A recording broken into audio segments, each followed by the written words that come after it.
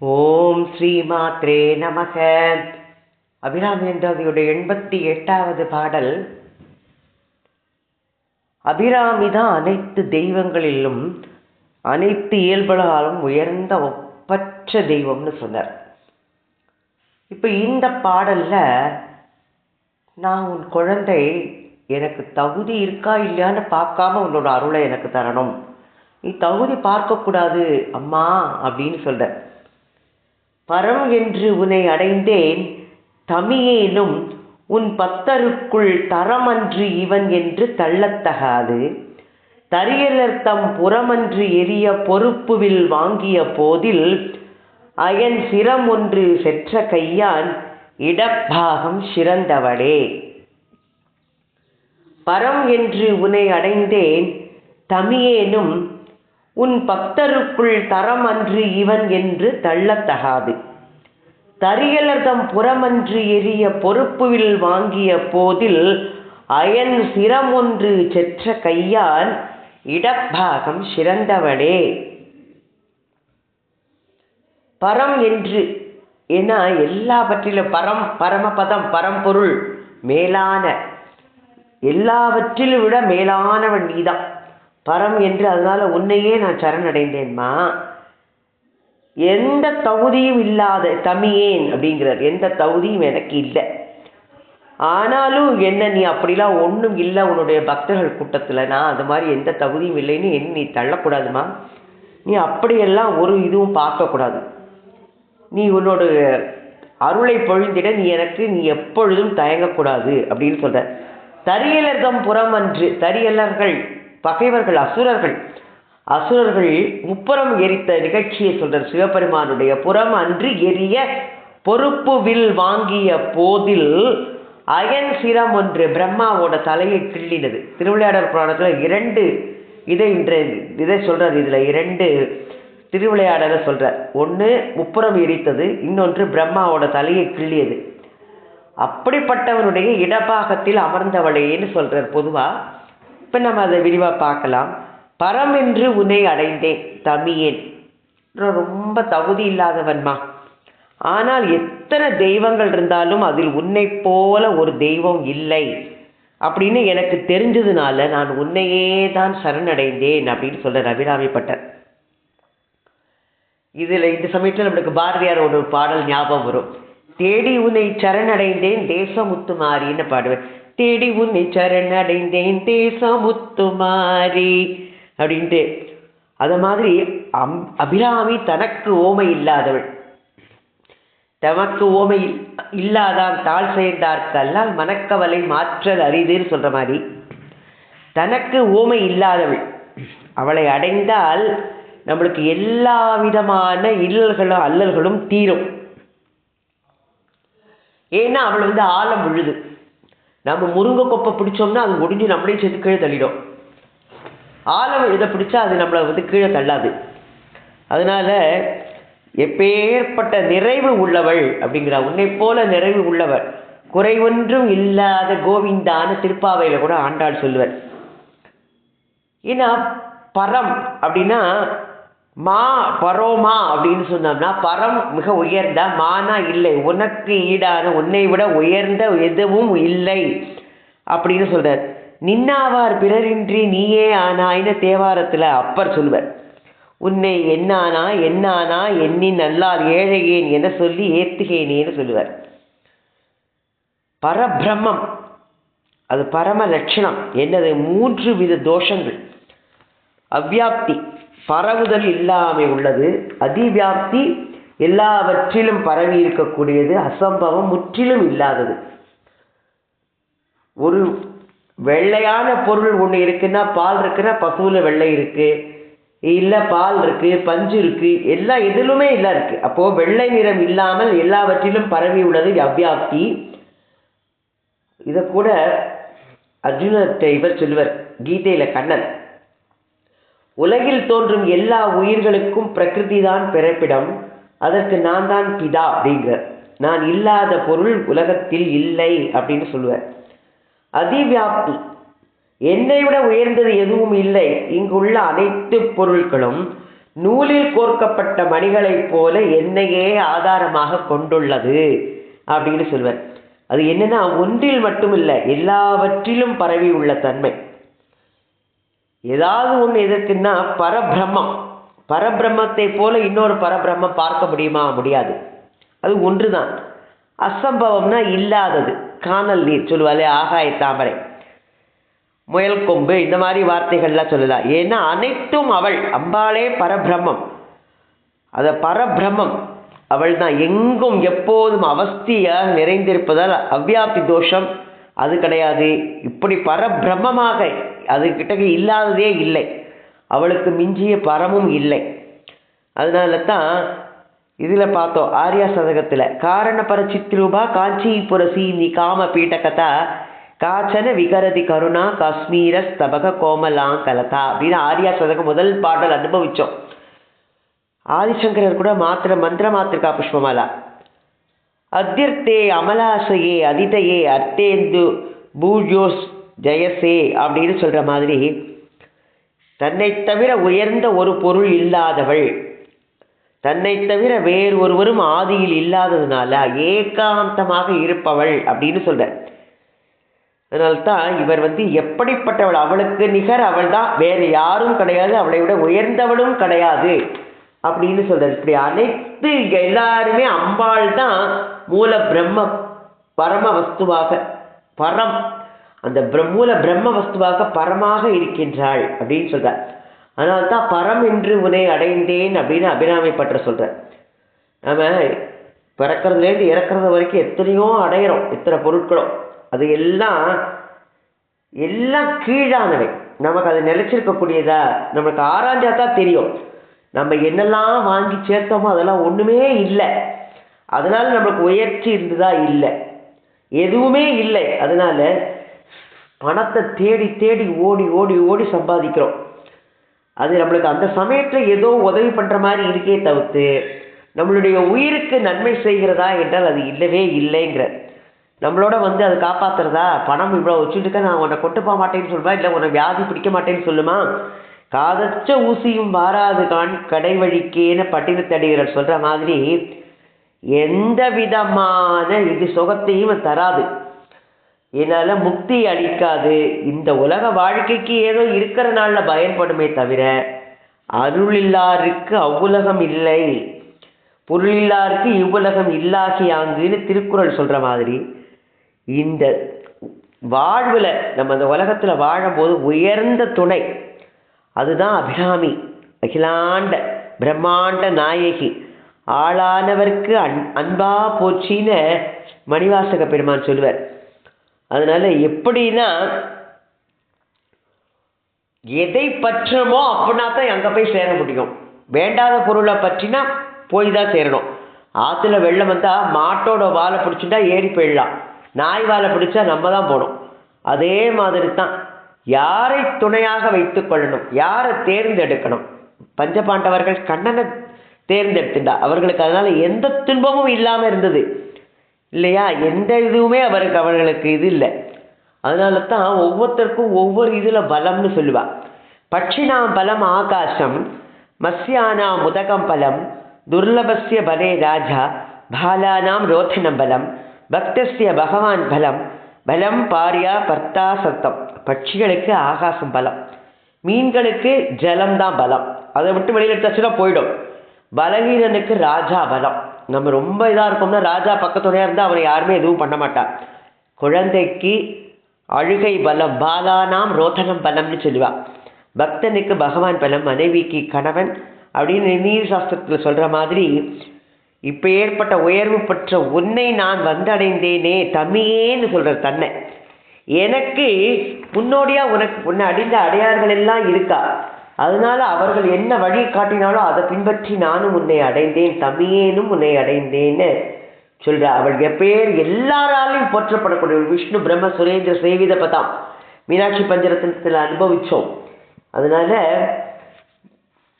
மணிவாசகர் போற்றி திருமகளில் சொல்வார், புலிமுல்லை புல்வாய்க்கு அருளினை போற்றி, அலைக்கடல் மீமிசை நடந்தாய் போற்றி, கரும் குருவிக்கு அந்த அருளினை போற்றின்னு சொல்ற மாதிரி அவள் எல்லாவற்றையும் கொடுக்கக்கூடியவள், உன் பக்தருக்குள் தரமன்று இவன் என்று நீ தள்ளத்தகாது அப்படின்னு சொல்ற. ஒரு தாய் இருக்கா, 2 குழந்தை இருக்கு, ஒரு குழந்தைகிட்ட மட்டும் அன்பு காட்டி இன்னொரு குழந்தைய விட்டுடுவாளா? மாட்டா இல்லையா? பொல்லாத செய்கிறில் தாய் தள்ளல் நீதுமோ புகலிடம் பிரிதும் உண்டோன்னு தாய்மானவர் சொல்லுவார். அது மாதிரி உலகத்துக்கே ஜெகன் மாதா அவள். அவள் தான் பெற்ற பிள்ளைகிட்டக்க பாரபட்சம் காட்டுவதே கிடையாதுங்கிற. அதனால நம்ம கொஞ்சம் நோஞ்சானா இருந்தால் அந்த பிள்ளைகிட்ட தான் நம்ம அம்மா ரொம்ப கவனம் செலுத்தி அந்த குழந்தைய நல்ல விதமாக கொண்டு வரணும்னு. அது மாதிரி அம்மா அபிராமி அப்படித்தான் அதிக கவலைப்பட்டு கருணை தருவாளாம். உலகத்தாயான நீ உன்னை அடைந்துள்ள பக்தர்களின் திறனையும் அடியேன் திறனையும் எடை போட்டு நீ நான் நல்லவன் இல்லை தம்பியே நீ அப்படின்னு என்னை தள்ளத்தகாதுன்னு சொல்ற. அதனால மணிவாசக பெருந்தகை கூட சொல்லியிருப்ப, இறைவன் கருணை எப்பேற்பட்ட கருணைன்னு சொல்ற. கண்ணப்பனை போல உன்கிட்டக்க அன்பு காட்டினவா யாருமே இல்லை.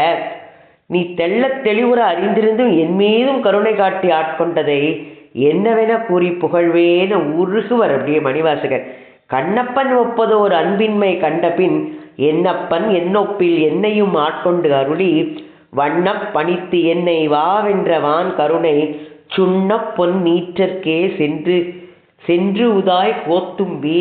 நம்ம திருவாசகம் படித்தோம்னா ரொம்ப அழகு. திருவாசகத்திற்கு உருகாதார் ஒரு வாசகத்திற்கும் உருகார்.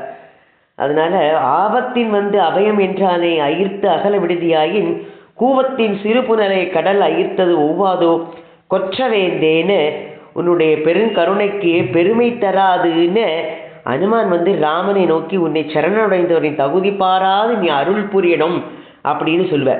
அதனால நம்மின வாரினே மோசம் உச்சையை சேர்த்து நியாயமு காத்துரா ரகுநாத்தான்னு சொல்லுவ.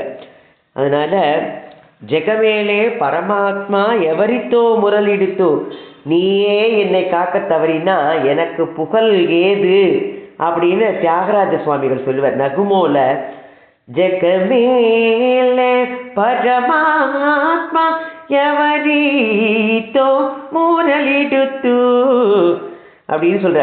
நான் யாரோடு நோகேன் யாருக்கு எடுத்துரைக்கேன்னு ஆண்ட நீ அருளையே ஆனால் அப்படின்னு மணிவாசன் கேட்ப. நீ எனக்கு அருள் இல்லைன்னா யாருப்பா அருள போறா அப்படின்னு சொல்ற. அந்த மாதிரி யாருக்கிட்ட நோயில பிடித்திருக்கிறவட்ட மருத்துவர் என்ன சொல்லுவார்? நல்லவன் கெட்டவன் அதனால பார்க்க மாட்டேன்னு சொல்ல மாட்டார். அவருக்கு யாருனாலும் மருத்துவம் பண்ணணும். பக்தனுக்கும் மருத்துவம் பண்ணுவார், பாதகனுக்கும் அவர் மருத்துவம் பண்ணுவார். மழை பெய்யறது நீ நல்லவன் இல்லைன்ட்டு அதான் இந்த ஆதிசங்கர பகவத்பாதால் சொல்லுவார். திரிசாத்ராகி எஸ்யா தரதளித நீலோத்பலருச்சா தேவீயாம்சம் தீனம் ஸ்னபய கிருப்பையா மாமபி சிவேன்னு சொல்வார். அனேனாயம் தஞ்சோ பவதி நசதே ஹானிரியத வனேவா ஹம்யேவா சமகர நிபாத்தோ ஹிமகரக. சந்திரன் ஒளி வீசுறது இது மாளிகை இது குடிசைன்னு பார்த்தா ஒளி வீசுறது, காற்று அடிக்கிறது இது மாளிகை இது இந்த குடிசை வரமாட்டேன்னு சொல்றதா. அதே மாதிரி எந்தவித பேதமும் பார்க்காமல் தேவியின் கடாட்சத்திற்கு புண்ணியம் செய்தவர்கள் புண்ணியம் செய்யாதவர்கள்ங்கிற பாரபட்சமே கிடையாது. எப்படி சந்திரனது நிலவொளி வித்தியாசம் இன்றைய அரண்மனையிலும் ஆரண்யத்திலும் விழுகிறதோ அதே போல நீயும் உன் கடாட்சத்தை எந்த தகுதியும் இல்லாதவனாக இருந்தாலும் என்னிடமும் கடாட்சித்து நீ அருள் புரிய வேண்டும்னு ஆதிசங்கரர் அம்பாளை பிரார்த்திக்க மாதிரி அபிராமி பட்டரும் சொல்ற. நீ என்ன சொல்ற? தம்மியே என்னை தவிக்க விடாது, நீ என்னை தள்ளத்தகாது. ஏன்னா ஆனந்த லகரியில ஆதிசங்கர பகவத்பாதால் இதுல ரொம்ப அழகா சொல்லியிருப்ப. உன்னுடைய கற்பக விஷயத்துக்கு அடியில நாம இருந்துட்டு கேட்டோம்னா அது இவனுக்கு தரம் இருக்கு தரம் இருக்காதுன்னு பார்த்தா பலன் அளிக்கும். அப்படின்னா அந்த கற்பக விஷயத்துக்கு இதே இல்லை, அதோட பெருமைக்கே இழுக்கு. அதனால தான் என்னை போல ஒரு பாவி, எத்தனையோ புண்ணியங்கள்லாம் இருப்பாப்பா, நான் ஒரு பாவி. அதனால உன் நற்புகழுக்கு புகழ் உண்டாக உடனே என்னை ரட்சிக்கணும், நீ இந்த தள்ளத்தகாதுன்னு சொல்றது. ஆனந்தலகரியில ஒவ்வொரு இதாக சொல்லுவார். நீ காப்பாற்றுவாயின்னு நான் சரணடைஞ்சிட்டேம்மா, நீயும் காப்பாற்றேனா மற்ற தெய்வங்களும் தங்களை உதாசீனம் செய்தவன் என்னை நீயே கைவிட்டுட்டேன்னா என்ன அதுகளும் கைவிட்டுடும். அப்படின்னா என்னை யார் காப்பாற்றுவா, என் கதி என்ன ஆகும் அப்படின்னு கேட்பேன். அடுத்த இதுல ஸ்பரிசமணி இரும்பை பொன்னாக்குவது, விளக்கு இருளை போக்குகிறது, சாக்கடை ஜலம் கங்கையுடன் கலந்தால் புனிதமாகிறது.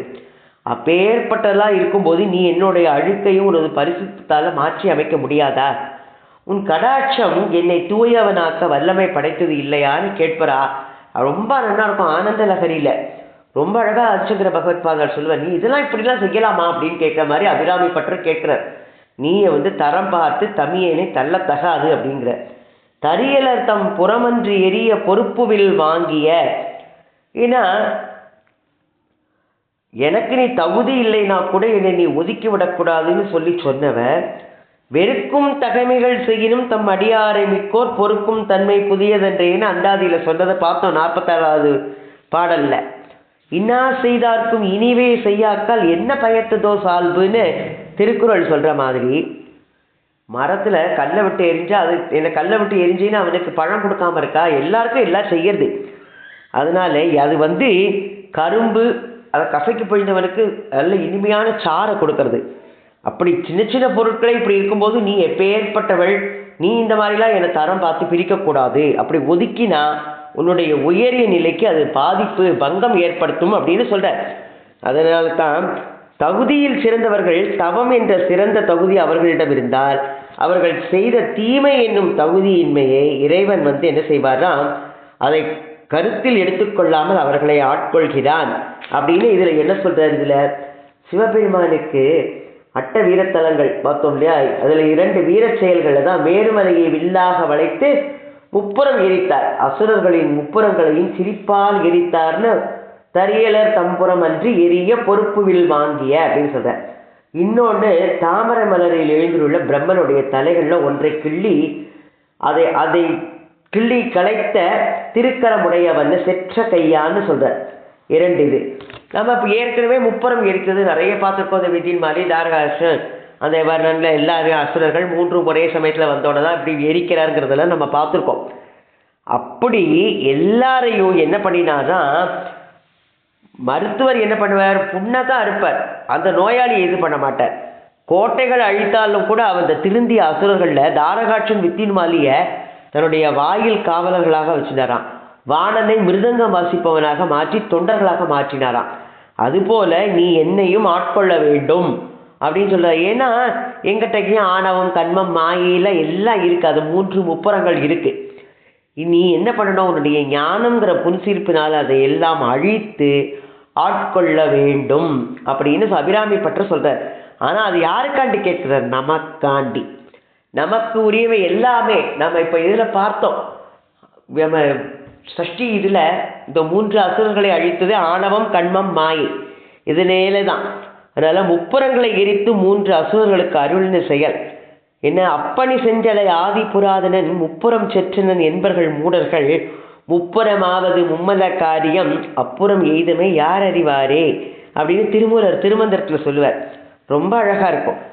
இதுல ஒவ்வொருத்தரும் அதை ஒவ்வொரு இதை பாடியிருக்கா. இவரோட இதை பத்தி முப்புறம் எரித்த இந்த இதை பூவார் மலர் கொண்டடியார் தொழுவார் புகழ்வார் வானோர்கள் மூவார் புறங்கள் எரிந்த அன்று மூவருக்கு அருள் செய்தார்னு சம்பந்தர் சொல்றார். 3 பேருக்குமே எப்படி அருள் பண்ண மாதிரி நீ என்னையும் எங்கிட்ட மும்மலங்கள் இருக்கு, இது 3 புறங்கள், இதையெல்லாம் அழித்து நீ என்னையும் ஆட்கொள்ள வேண்டும்னு சொல்ற.